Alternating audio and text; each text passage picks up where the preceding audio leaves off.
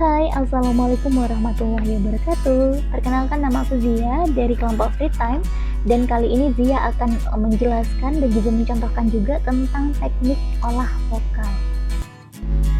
Jadi teman-teman, teknik olah vokal ini biasanya digunakan ya sebagai latihan untuk para orang-orang yang berkecimpung di dunia broadcaster mungkin, atau public speaker, MC, apapun itu ya yang berhubungan dengan berbicara gitu ya. Jadi biasanya ini digunakan sebagai latihannya.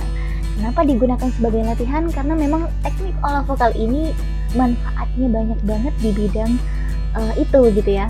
Karena bagi mereka kan suara itu adalah aset teman-teman yang harus terus dilatih gitu, harus dijaga powernya, harus dijaga kemampuannya, karena suara lah nanti yang akan sampai duluan di telinga orang-orang gitu kan. Jadi dia alat deliver pesan kita gitu. Jadi kalau suaranya tidak dilatih, tidak dijaga gitu ya, jadi mungkin saja deliver message-nya atau pesannya kepada orang lain itu nggak dapet nanti, atau malah mengganggu ya, karena tidak kita latih. Vokal ini tidak merubah suara asli kita tetap harus menggunakan karakter suara kita sebagai ciri khas. Ada 4 fungsi, ini yang akan menjadi alasan bagi kita kenapa akhirnya teknik olah vokal itu penting banget.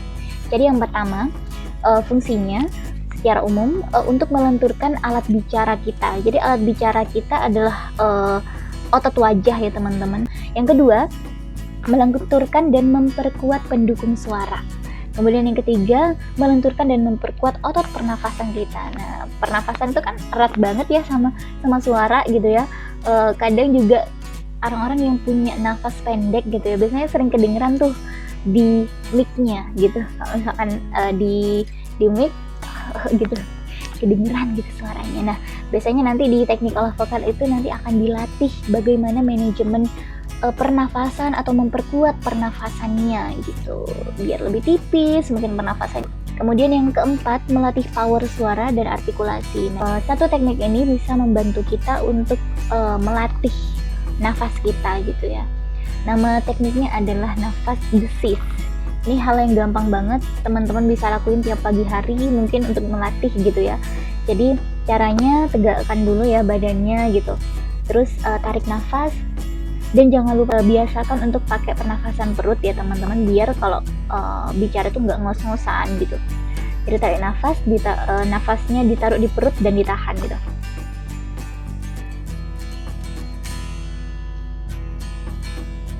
Kemudian keluarkan dengan desisan.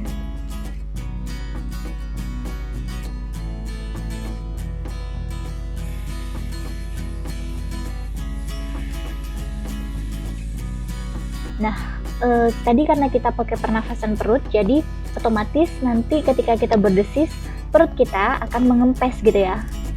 Jadi didorong ke belakang gitu, dikeluarkan nafas yang ada di perut tadi gitu. Ini sebenarnya bisa pakai 2 cara teman-teman. Bisa tadi nafas desis panjang seperti itu, atau jika memang belum kuat bisa pakai patah-patah gitu misalkan nih.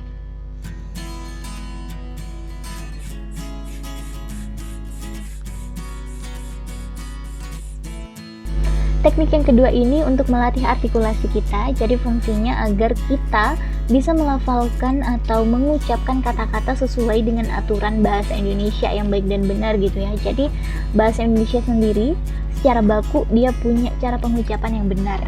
Nah gitu, karena biasanya kita terpengaruh oleh logat kita di daerah gitu, karena keterbiasaan kita di rumah yang pakai bahasa daerah, kemudian akhirnya merubah gitu cara kita berbicara bahasa Indonesia itu. Fungsi teknik ini untuk melatih itu gitu, karena kadang untuk berbicara di skala atau ranah nasional itu kan kita punya kepentingan agar semua daerah itu memahami apa yang kita bicarakan gitu. Semua orang-orang yang berbagai daerah itu memahami apa yang kita bicarakan. Jadi makanya kita harus memiliki pelafalan yang sesuai dengan bahasa Indonesia yang baik dan benar gitu. Nah, biasanya teknik ini kalau di bahasa Inggris ya itu disebut sebagai tongue twister. Nah, mungkin teman-teman udah familiar nih ya dengan teknik ini. Saat ini Lina akan baca ya teman-teman, karena nggak hafal gitu. Ini untuk memilih tongue twister mana yang harus teman-teman baca, itu disesuaikan dengan kelemahan dari teman-teman atau kebutuhan dari teman-teman.